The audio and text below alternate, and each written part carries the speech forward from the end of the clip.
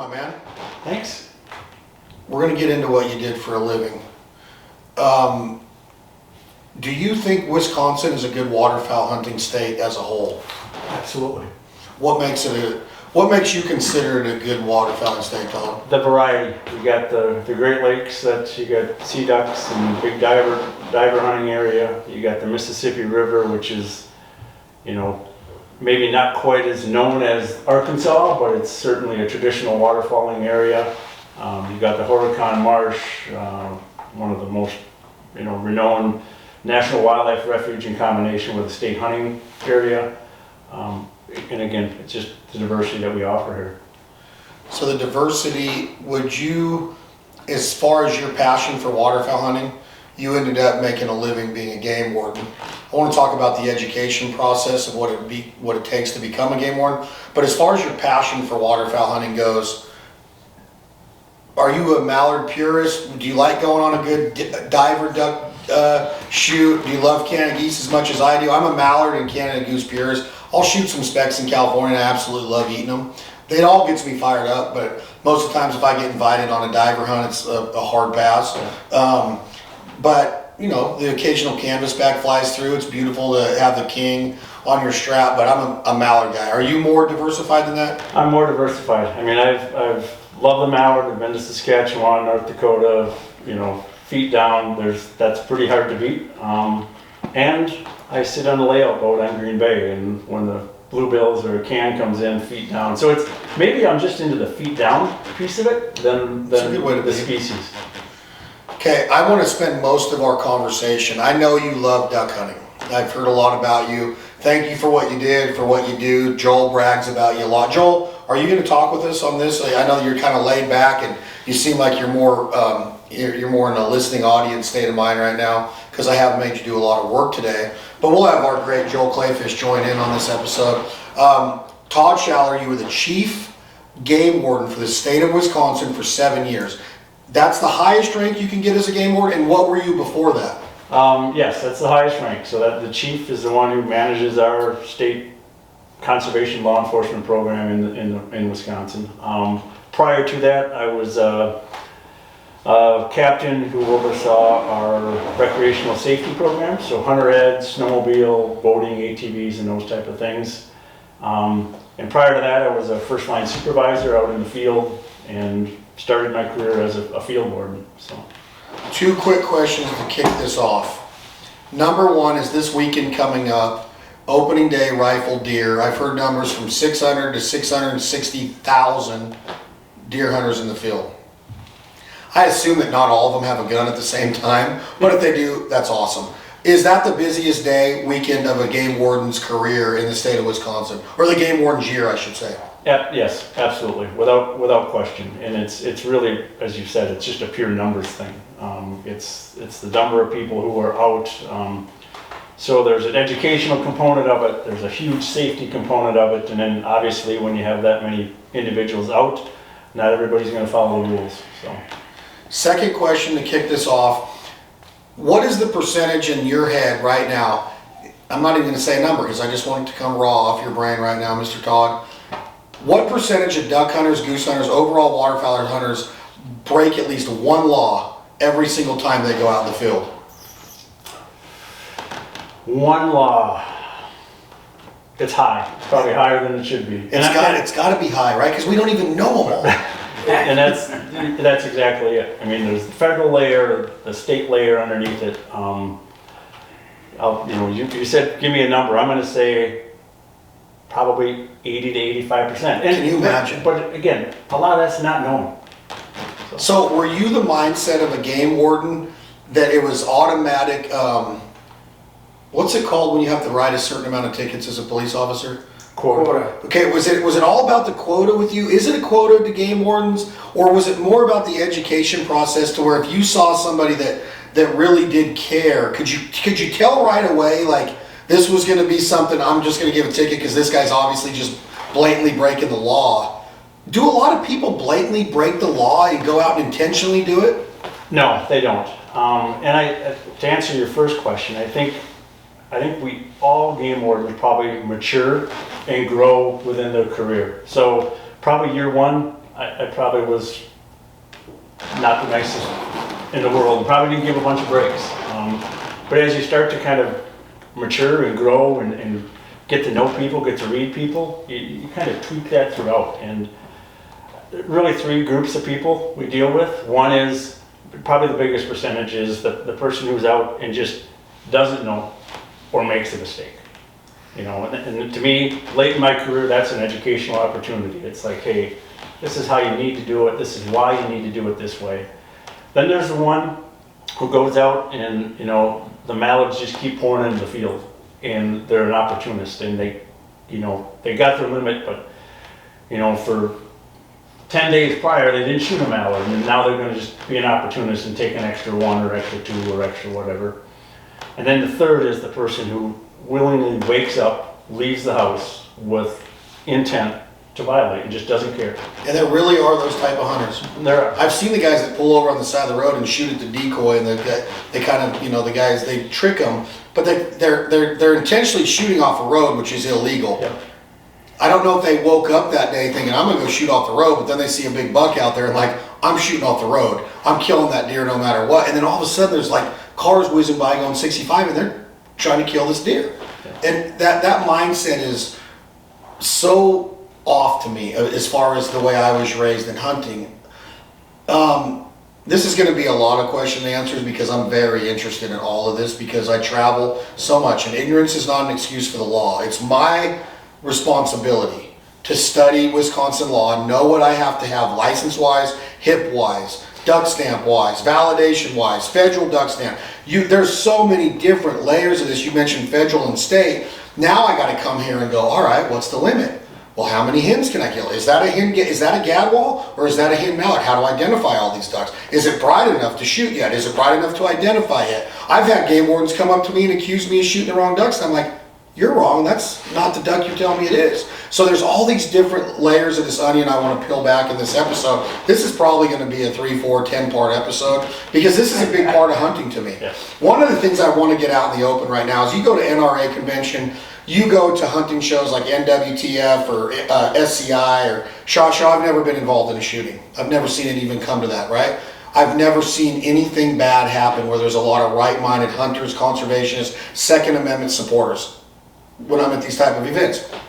But when you're a game warden and during hunting season, fishing season is probably a little different, but there's still the chance 100% almost of your interactions are with another firearm, unless it's archery season, but those guys are probably carrying just in case a bear or a wolf pops out in this state. What was that mindset like in your upbringing, your education, your training, that I'm walking into this duck blind where there's going to be 7 loaded Benellis, and I'm going to ask these guys to stop what they're doing and pay attention to me and possibly write them an infraction. Is that what it's called, an infraction? Or a ticket, yeah. A violation. Yeah. What's the mindset of game wardens when it comes to that with firearms always involved? I think the biggest thing is, I mean, you go in knowing that. I mean, you go in with a mental mindset that, you know, obviously you going home at the end of the day is the number one thing that you want to do. So it's being safe, but at the same time, you got to be somewhat polite. I mean, you can't come in and upset people right away. So a lot of it is kind of reading people and reading the situation to kind of try as best you can. And there's no guarantee. I mean, you could read somebody as a good person and you do something wrong or you turn your back and they're going to take advantage of that. So a lot of it's about reading people, getting a sense of once they see you and you introduce yourself or, hey, I'm state conservation warden, take a look at your license, kind of seeing what their demeanor is right out of the gate, I think is a big piece of that. But, you know, obviously safety, distance, how you position yourself the best you can, and you said it, you know, you walk up to or you come up, I'm in a boat, and you come to a group of hunters in a boat. I mean, there's only certain things you can do to be in a safe position. Keep your gun away, be able to see all 4 or 5 or 7 individuals. So there's a lot going through in your mind. Did you ever have anything where you had to be like, whoa, take your hand off that gun right now? I've had people, when you ask to take a look at the gun or handle the gun, to check it for a plug or check it for the ammunition, who, you know, refuse. And again, you gotta take control of the situation, you know, and let them know why you're doing what you're doing, and try to take control of it. In a hunting situation, I had never had anybody threaten me in a way that I felt threatened. You mentioned fishing, actually ice fishing. I had an individual threaten me with an axe on the ice at night. And again, was able to figure it out fairly quick. Did you smoke him? I did not. Did you want him? Yeah. Oh, In hindsight, I you know, mean, dang you it. think about that, With but an axe. you know, the training is about distance and controlling the situation. So I created distance, so I was a safe way, commanded him what I needed to have him do. Second or third command, eventually he did drop it. And in this case, it was just him and I on the ice. Told him to drop it, he dropped it, and he started to walk away. And in that case, I made the decision I had a driver's license. I knew who he was. I mean, it was late in the contact. I didn't have to deal with him by myself in that situation. I let him go, and then got the sheriff's department, and we went to his residence and finished up what we had to do. Do you have a chest cam on to prove all this at this time? This was in This was before all this. 1990, well before chest Way before all cams. Yeah, and that's a good point. At that point in time, it was just me and him.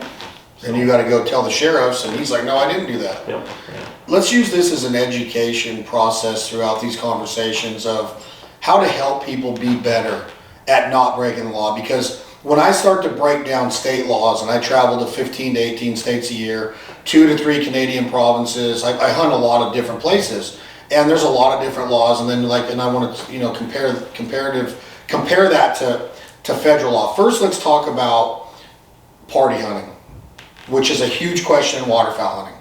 We're going to get into baiting, we're going to get into flooded corn, we're going to get into possession limits during the hunt, after the hunt, in your refrigerator. What does it mean to be processed by a commercial processor? And there's so much stuff that goes into being legal, ethical. I don't want to go out and intentionally break the law. I want to go out with my best foot forward of showcasing this lifestyle, like, hey, I want to do it right. Party hunting. What is it? I got 6 guys in the blind, me plus 5, and I'm calling the shot, get them. 10 mallards come in, 8 of them die. We don't really know who hit those ducks in a duck hunting situation. We really don't. Nope. I don't know if Joel didn't shoot or get crossfired one of the ones I was shooting at.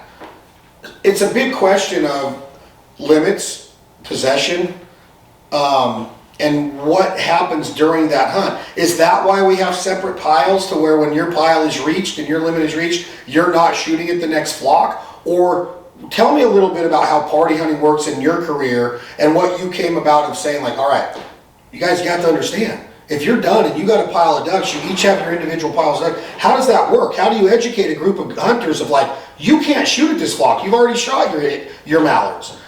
You know, like, there's a lot of questions that go into how to control that during a hunt. You're right, and it's hard. I mean, I've been in that situation. I've been with a group of people, and the birds come in, and you shoot, and multiple birds. And you know, everybody thinks they shot all. You know, they were 3 for 3, or whatever the case. But especially if it's banded. right. So in that situation, I've always told people, birds are down, dogs are making a retreat.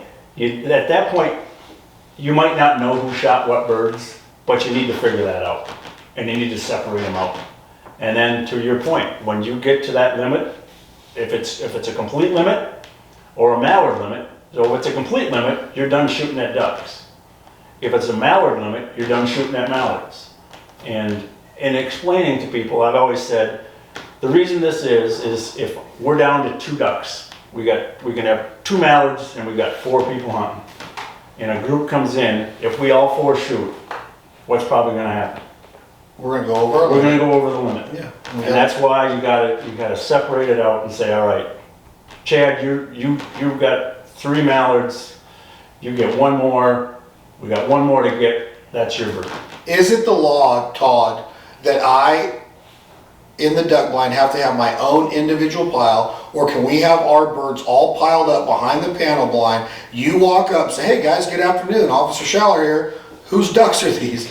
I have to be able to say, I shot these 4 ducks here and these 2 geese. Talk to me about how that pile works, and I want everybody to have their name on a strap and maybe even be color coded. We even came out with a banded kit where we would color code the different species of ducks and what each person was shooting.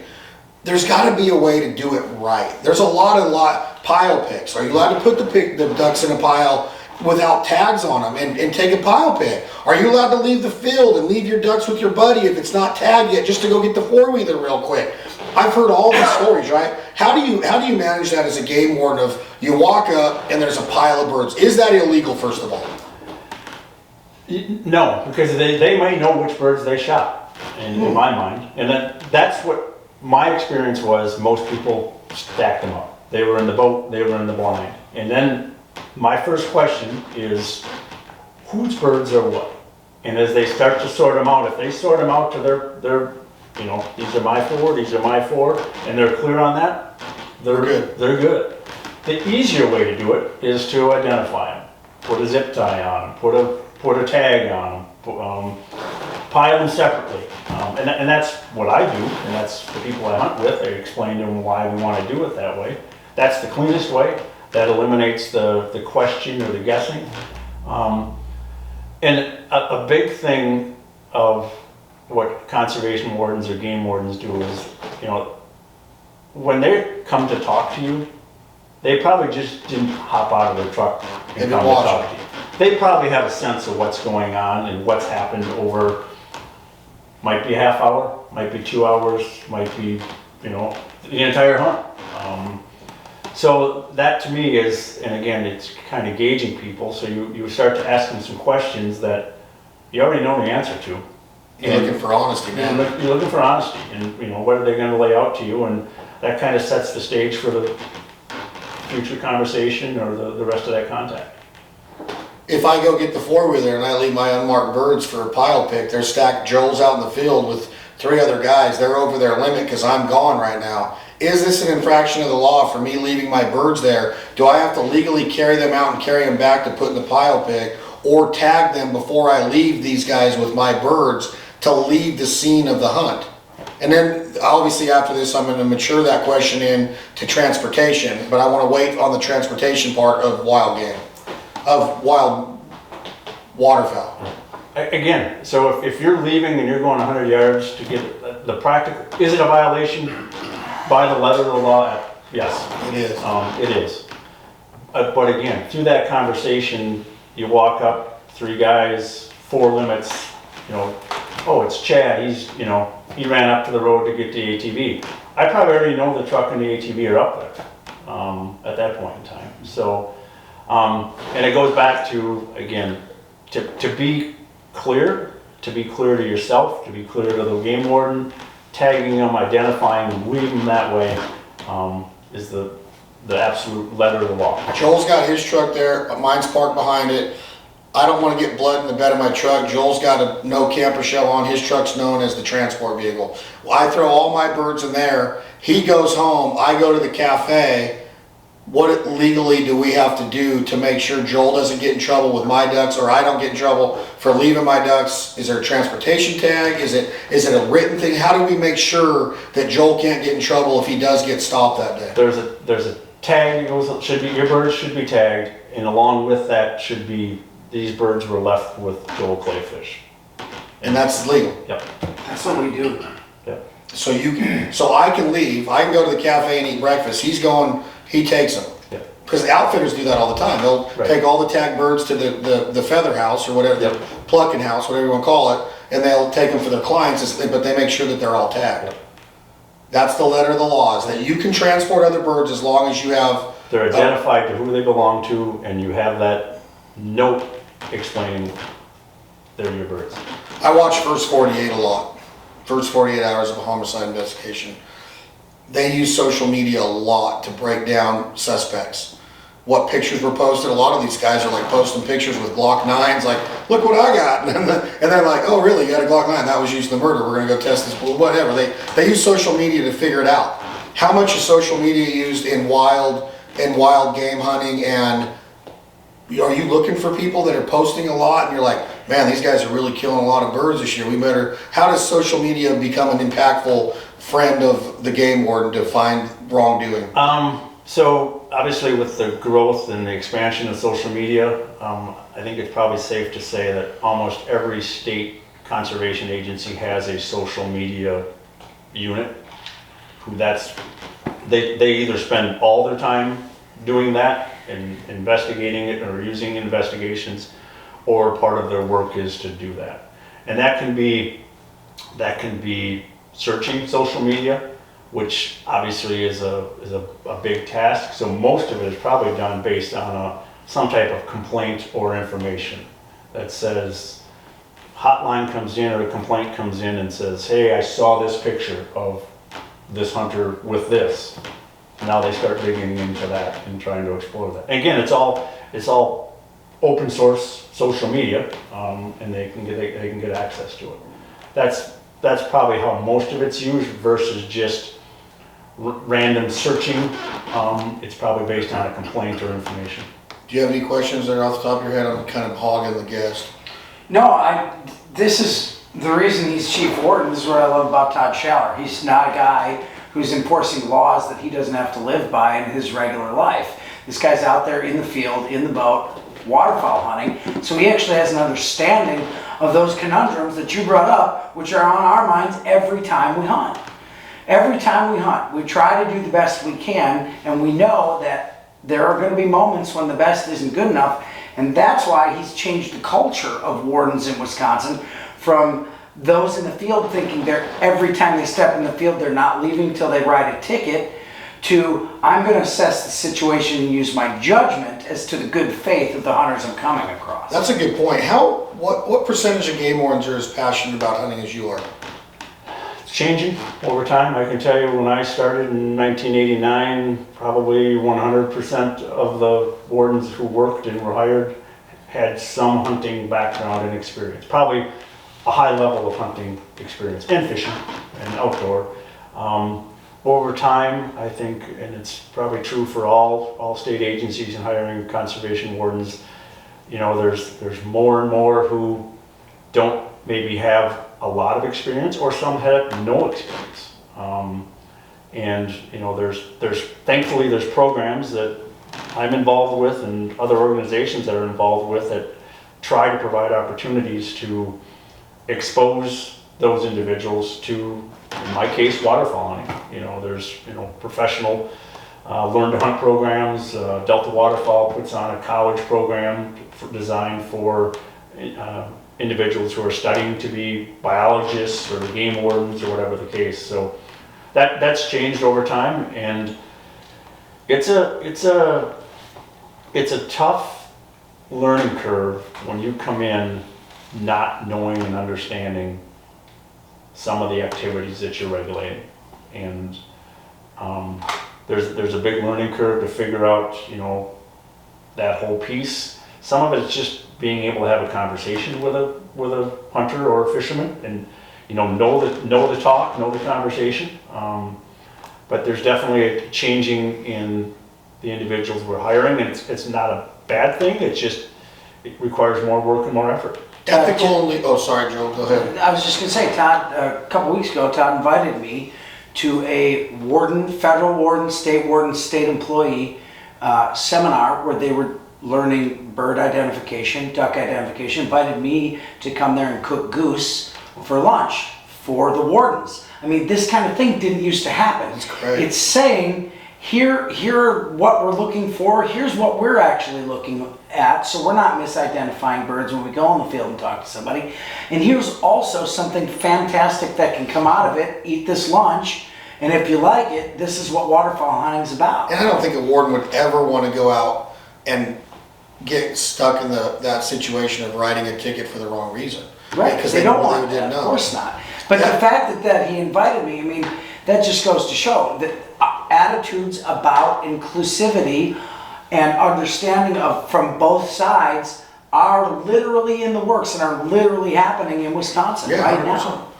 Ethical and legal question, Todd. You and Joel and I are in the blind tomorrow morning in a bean field. We're out of a congested area. We're legal to be in the field. We have our blind set up, our decoy spread comes to light, the light comes, it just looks beautiful. First group comes off the roost, we're working them, block, block, block, block, block, block, and they light 200 yards out in the middle of the field away from us. What do you tell me to do? That's at that point, it's an ethical question. I say, we're hang here, maybe they'll draw others. Is it illegal for me to go walk those geese out of the field? No. Is it illegal for me to shoot at those geese to scare them out of the field?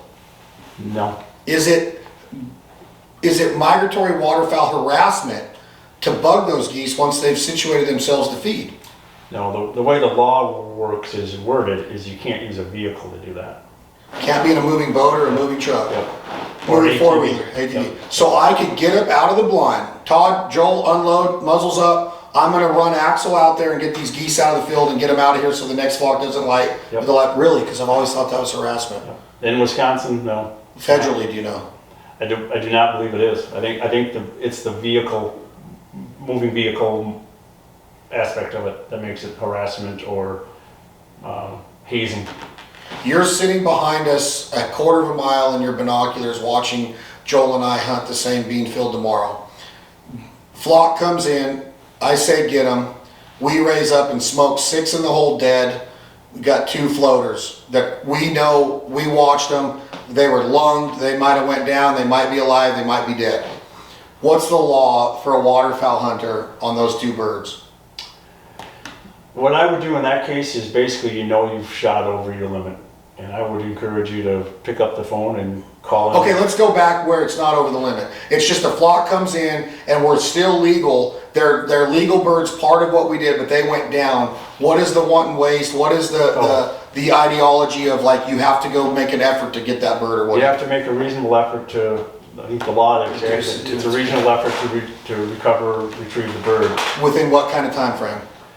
There isn't a set time frame. So you can't come bust me if I don't get up until the geese are done flying. Now I took a chance of that bird scurrying Right. off, walking off. How does that work? I mean, that's part of the conversation that occurs is, hey, the likelihood that you're going to recover that bird partially alive, half hour, 45 minutes, an hour later is pretty low. The other thing is, think about that bird. I don't want to sound, I shoot them and I hunt them, but think about that bird being injured. Suffering, yes. Suffering. I mean, from an ethical, responsible hunter perspective, that's the last thing you'd want to do. 100% agree. So I think that's the educational opportunity, that's a conversation opportunity to say, hey, I realize there's another flock coming right behind them and, maybe you're going to take a couple out of that, whatever the case, but also remember you have one over there or maybe one over there that you're going to recover. So that's going to Is it go to my limit?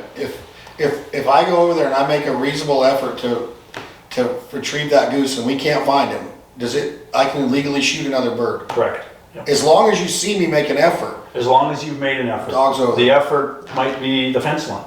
You don't have permission to get to the next property. And you can't get... Ethically, you don't need to shoot another bird. You got him. Right. He's dead. Yeah, that's my opinion, That's how but I've been doing it for 50 years. Todd, how have drones changed the way that people scout? Is it legal to fly over a farm pond and look and see if it's full of mallards instead of me walking my fat ass out there now like we used to have to do? Can I just legally fly a drone over ducks and say, oh, they're there today? I think that's an area of law, particularly in Wisconsin, where the technology is changing so fast the law doesn't catch up to it. And generally in Wisconsin, drones are considered airplanes. Aircraft. So Aircraft. There's a lot of this then. Yep. And so basically, the things that you can't do with an aircraft, you can't do with a drone in a hunting situation. So I can't hunt the next day. It's got to be 24 hours or 48 hours or Well, something. that's every state's a little bit different on that. What is it in Wisconsin? Wisconsin, you can't hunt with the aid of an airplane, so you couldn't hunt with the aid of a drone. There's no set time limit behind it. So I couldn't fly over Granddaddy's wheat field and see if there's a turkey strutting out there in April and go kill him that day or tomorrow. I would interpret that as aiding your hunt. Yeah. But if I have trail cameras out there and I see it pop up on my notification, oh God, there's 3 toms out there right now, let's go kill them. You can do that because it's on an airplane. And that's a great example of where the technology has changed faster than the laws. And I think in Wisconsin, we don't have clear definite, we know, under the current law in Wisconsin, it's classified as an aircraft. You know, so The drone is. Yeah. So I think at some point, you know, Wisconsin needs to look at drones and how they're being used, how they're accessible now to basically anybody, and probably. Aren't you supposed to have an FCC permit to even fly a drone? Yeah, but the access Yeah. to buy them is pretty Right. easy. So Is it illegal to fly a drone over migratory waterfowl without the intent to hunt? Like, can you go over a refuge? And I know obviously biologists, they go over and they count birds and stuff, but if I'm what we do, videography, right? Tomorrow we kill the birds. I've always had the mindset that it's a hard no to have that drone up in the air if birds are around working. I mean, I've done it. I've seen it on accident. Like, oh, they're done flying. Let's get up and fly the drone. The next thing you know, you got 8 mallards lighting on top of that drone. I've heard stories of people herding snow geese with drones and bringing them back to the decoy spread. Is it federally illegal to fly a drone over migratory waterfowl? Do you know? I don't know on the federal side of that, yeah. Could I go and fly it over in Wisconsin, drones over waterfowl, and if I didn't hunt? Yeah, you could. Real estate. Really? Yeah. Surveying, real estate. Yeah. Looking for Do it all cattle. the time. And some of it, you know, and that's the federal licensing that goes along with it. You know, there's regulations on where you can take off from. So state land, possibly you can't, state parks, you can't launch your drone from the state park. You can launch it from outside the park, private property or whatever, fly over it or fly over the waterfall. I live in Illinois. You and I and Joel go hunting tomorrow, Todd. We kill our limit. I'm going back to Illinois. We come back to Joel's house for breakfast. He's making us goose burritos. We go in the backyard, clean our geese. I hop in the truck with all my goose breasts in there from that day. What's the limit here? 4? 3. 3. So I have 6 pieces of waterfowl meat in my possession in a bag.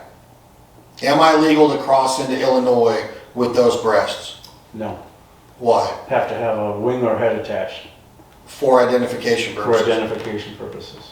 Yeah. And that's a federal and oftentimes associated, equally connected state law. What So you if reach your permanent abode or permanent residence. Joel has a commercial processor in the state of Illinois? Can I go there and have a receipt that says my wings were cut off and this was processed and they cleaned it for me? Or does it still have to have a wing on it even if a professional duck cleaner cleans them? The commercial processor can clean them. Again, you have documentation from them. Maybe your next question, and I don't know the answer, is what's a commercial processor? Yeah, you got it. And that's probably the unclear part of both federal law and state law. But for sure, okay, let's just take it one step, maybe backwards a little bit. Are you legally allowed to clean waterfowl in the field? Now, I know this is a landowner deal. You want to respect the farmer, not make a mess, but let's say it's your own piece of property. Are you allowed to clean those and you have to leave a wing on until you get back to the house on the 4-wheeler that day? Yep, correct. Yep. So you're allowed to clean them in the field? Yep. Kind of weird. Yep. But you have to have a wing on to transport them back to your abode. Yep. Okay, so I've always thought that it was illegal to clean game in the field. It's not. When you start talking about shooting hours, shooting light, how much of a stickler is a game warden going to be? Because my clock might be a minute faster. My iPhone's usually going to be set the same time as your iPhone in most cases, but how is that dictated on the legal shooting hour part of waterfowl hunting? Obviously you can't hunt or shoot after the hours or closing hours. I guess the question always is, what's no different than if I go down the highway and the speed limit's 70, what's the trooper going to give me, 75 or 78?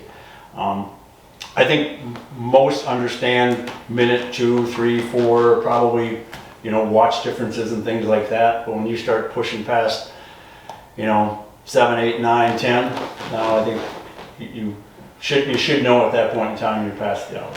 And again, that's really the warden who's watching you or contacting you, their call at the end. But also know if they issue a ticket, they have to be able to convince the judge that that ticket is appropriate and, meets the elements of the law. In your entire career, Mr. Todd, did you ever encounter somebody in the waterfowl hunting situation that you went, wow, like what were you thinking? Did you walk up on somebody and they had 70 geese? Did you witness a hunt to where, is there any stories that, you hear these stories once in a while, but did you ever personally experience something to where you're like, man, you gotta be kidding me? I never experienced the gross over bag, but I used to work in an area where we had a lot of Canada geese. Joel remembers at the Horicon zone, you had to have tags for geese, which seems crazy nowadays when you think about geese. And when you had to have tags, you were limited to sometimes 2, 3, 4, 6 a season. Again, in that situation, I would run into people who I would watch them drop 4 or 5 geese and maybe meet them at their truck and they got their one goose with their tag on it. And it's kind of fun at that point in time. From a game warden, because you know all the answers. And so you start asking them the questions and you see the path that they're going to take you down. And in some cases, in one case, my partner actually walked the fence line and picked up the geese as they walked back. And as I'm talking to them, my partner... They saw you and they started dropping them on their way out. Yeah. I don't know in this particular case, if they saw us or, again, this is somebody who knowingly violates. They left them there, go to their truck, see if they're going to get talked to, see if they're going to get checked at the truck. Pack their gear up, put the geese in, and then maybe walk back and grab the 4 extra ones. Things like that. I had folks at that point in conversation, consent search. They had the back of the truck was full of decoys, and they had a couple geese in front. And standard question is, you mind if I take a closer look in your truck? And they said yes, so slid some decoys in the back, had 4 or 5 additional geese stacked up and things like that. So, the 20, 30, 40 over the limit, I've never experienced it, but certainly experienced people who knowingly, willingly were trying to get around it and trying to cheat. We're coming to the end of episode 1 with Todd Schaller. I really like this kind of stuff because I'm not even playing devil's advocate most of it. I know a lot of different rules in different states, but I always want to solidify things because I don't want to worry as a hunter. I don't want to be scared as a hunter. I want to see a game warden have the confidence, like, come on in. I don't like the fact that a game warden will drive into my decoy spread when it's prime hour and instead of just taking their time, because I know they have the ability to do so, but I'm like, come on, man. I'm a weekend warrior. I've been dreaming of this hunt for a week. I've been scouting. I got permission. I've been ringing on doorbells. I made him a turkey pot pie. I shared coffee with this landowner, and now all of a sudden the geese are coming. This game warden just drives right up into my area, and I'm just like, oh man, that's messed up, my opinion. I've seen it done, but again, to each their own. Couple things I want to get clear real quick on things that bug me about laws. The biggest pain in my ass in waterfowl hunting is me being told when I have to eat my birds. I hate this law. There is an easy one that I want to talk to you real quick before that. Is it's easy to think that I live in really rich waterfowl environment where I'm sitting right now, right? Joel's like, man, I could go smoke a limit of geese tomorrow in Wisconsin. And then I'm going to drive to Illinois in the afternoon and smoke my Illinois limit. There's no such thing as double state limits. And I was like, man, that'd be really cool if you could do that. Like get down there in like the Boot Hill of Missouri and then go into Tennessee and then go into Kentucky and be like, dude, I shot a limit in 3 states in one day. Can't do it. You can shoot in all 3 states in one day, but there's a federal limit. You got to stay within the reins of that. Man, it'd be cool if you could just like be like, man, I got my Illinois limit today, but you can't. You can go down, shoot 1 in Wisconsin, you go shoot 2 in Illinois, or whatever that combined limit is. There's got to be a mathematical deal, right? Like, I don't know what the Illinois limit is on geese. Is it the same as Wisconsin? I don't. But we will know this by the time we hunt in Illinois, right? We got to know this. Yes. We have to study this. What drives me nuts is the possession limit. Wait a minute, we're getting into that. We're into this because that pisses me off more than anything. I am a master at wild game feeds, and I want to be able to take 60 geese to my wild game feed and make raviolis or something with them. And they're like, It drives me nuts. You know why it drives me nuts? this is how we're ending this podcast. I want to prelude this by saying this is in reference to your freezer and how many birds you can legally have in your freezer of geese, of ducks. If you're an upland hunter, same thing. There's possession limits of all this. This drives me nuts, Todd. And I know that Joel's going into it too, because this man lives on wild game. All him and Becky, since she was diagnosed back in the day, all they eat is wild game and organic meats. But they got to eat a lot of it to keep up with how many he kills. Let's talk about this for a second. I can't keep 60 Canada geese in there. You never caught me once. I kill my daily limit. That's all I've ever done. I shoot within my daily limit every single time I go. I'm saving up for Grandma's wild game feed in February. Can't do it, can you? No. Todd, that's messed up. You need to get this law changed. I've sat on the Mississippi Flyway Council. They have a law enforcement committee, and the possession limit for most states in the flyway was 2. It was 2 times your daily. 2 times a daily. And I was part of the conversation to go to 3 times daily. Even as a conservation warden, I think I'm like you. I think possession limits are an antiquated old law based on how we used to care for and store food. But to go back to that 2 to 3, there was my counterparts in other states who were adamant we shouldn't go to 3. And the biologists will tell you the daily limit is what regulates our harvest. Yeah. It's not the possession limit. I agree with you. I think that's something that needs to get looked at, but the first place it needs to get looked at is at the federal level, and that's a big hill to climb. Todd, what if I have a grinder and a bunch of pork butt? Can I just take all my goose breasts and turn them into ground?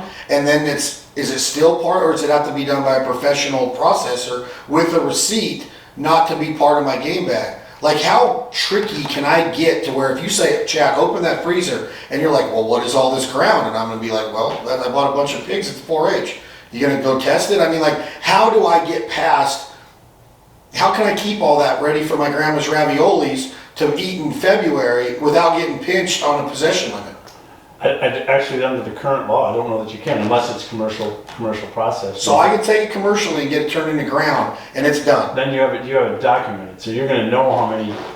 Again, they'll know how many pounds are geese. So your possession, it doesn't eliminate you from your possession limit. You still have the possession limit, even though you've ground it and processed it. Unless it's professionally done. Unless it's commercially done. Right. So this is a big thing to me.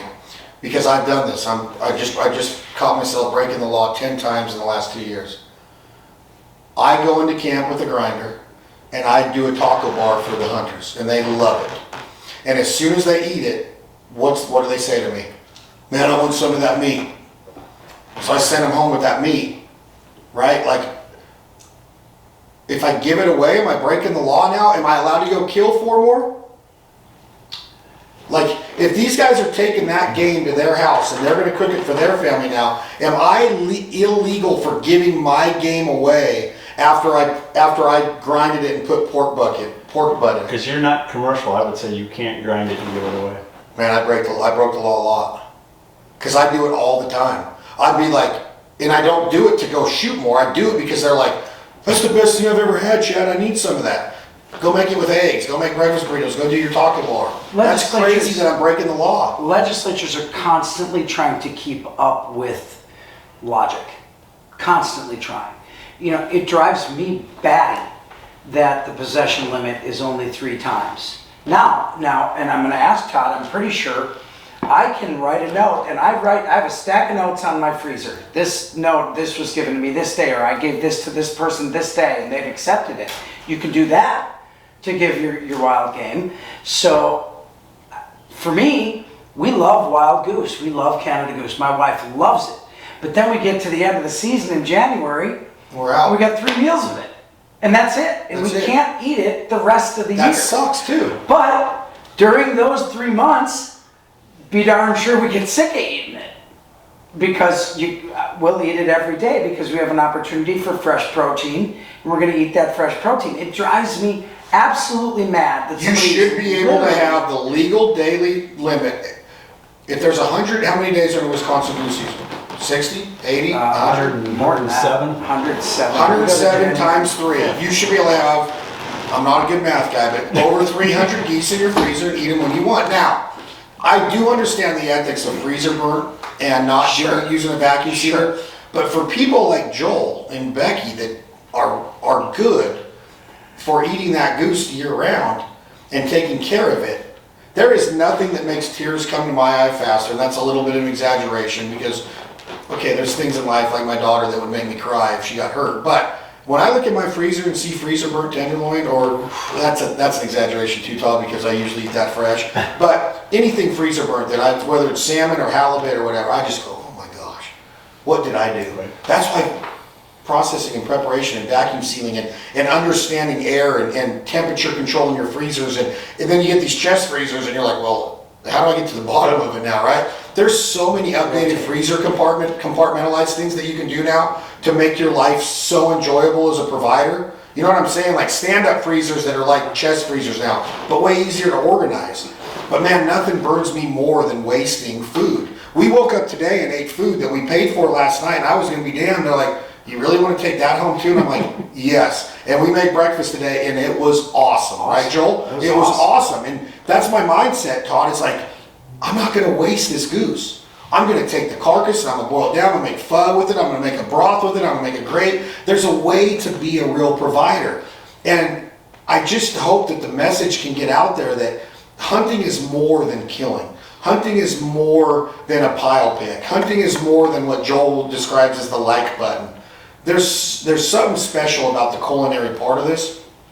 And I wanted to end our first, and we're going to bring Todd back on, but man, that law about my freezer having too much meat in it, they don't understand how much we cook and how much we enjoy. And if anything taught us this, it was COVID. I mean, I was having people going, what are we eating? Give me some of that. Give me some more of that. They're out of beef at the store.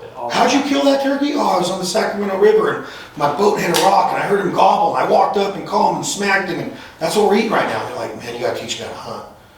We got a lot of new people involved in it, you know? But man, it sucks that we can't eat it when I'm sweating now. I'm so worked up about the possession limit. That's why I didn't start with it. I'm hungry. Well, I think, hungry. you know, We gotta go cook right think now. about the possession limit. Possession limits, you know, was long before freezers, was long before, you know, vacuum seals. It was long before grinders that, you know, most people have, or at least if they're an active hunter or outdoorsman. So again, we talked about it with drones, but possession limits really, in my mind, and I think in yours, is an antiquated law that needs to get looked at and talked about. I believe it's Ohio, not on the waterfowl side of it, but for fish and small game and upland birds in Ohio, they don't have a possession limit. So you just stack them up. But again, from a biology perspective, your daily limit is what's what managing matters. and controlling, you know, over harvest. It's not the possession limit. Possession limit's about things going to waste, you know, historically, about game going to waste. It's a little bit about the game hog, you know, the person who just fills their freezer. But if you're filling your freezer to use it, that's a good thing. That's something we should encourage from a hunting perspective. I just don't want to have to go to a commercial processor and get meat sticks made with my geese to say that I can go kill more. I want to use those geese in a lot more methods than just a meat stick. I like a good meat stick, but that's one way to get around it, is like just take them to a processor and turn them all into meat sticks. I don't want that. I want to be able to make enchiladas and pastas and whatever we do with our meat. And Joel is very good at being unorthodox with his approach. Like shit, in New York you made goose dumplings, and I was like, man, that was good. I mean, killer. This year we made another trick. Right? I mean, I was just in Canada, and I made Vietnamese vermicelli with this chef named Breyer, a female from the South Island of New Zealand, made the best Vietnamese food, if you can imagine, that I've ever had in my life. I'm like, oh my God, she velveted. Do you know what velveting is? No. You got to learn this, dude. I racked my brain last week in Texas. I'm like, what was that word you taught me in Saskatchewan? It was velveting. It's a baking soda method of getting blood out of. Then we were using sandhill cranes. Joel and Todd, I'm talking like melt in your mouth waterfowl. Strips of it atop this bowl of vermicelli, and I'm just like, oh my God, it's the best I've ever had. But to think about the skill set that we did that day of going out and setting up a spread after scouting the day before, enticing these birds into harvestable range, cranes, Canadas, and mallards. And then the meals that we made in Saskatchewan, where I'm on record many times of saying the food in Canada sucks. I take it back now because my experience in Canada in 2024, I cooked with some chefs that blew my mind. Blew my mind. Joel's looking at his watch. His mom's here. She's Italian. She will fly off the handle temperamental-wise and knock us in the teeth if we don't get up there and eat her food. She's cooking us homemade gnocchi with red sauce, eggplant parmesan. It's going to be tremendous. Todd's staying for dinner. I know. That's where we're going. But Todd's going to be back on the show. This was awesome for me. We're going to start the next episode with Todd about this possession limit and really like what we can do as hunters.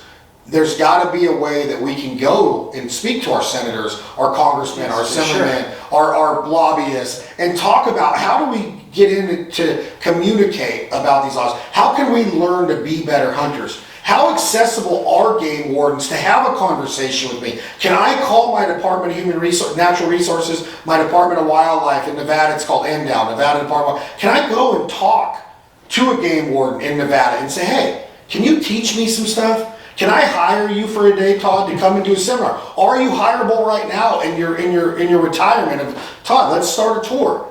Let's go to college campuses and get grants, and let's educate people on how to be legal, ethical hunters. I want to be the best I can be when I'm in the field because we owe it to the game. You know what I'm saying? We owe it to these animals. We look down at a gun or a bead or a high-vis sight or a bow, and we are taking the responsibility of killing these animals. I want to do it right.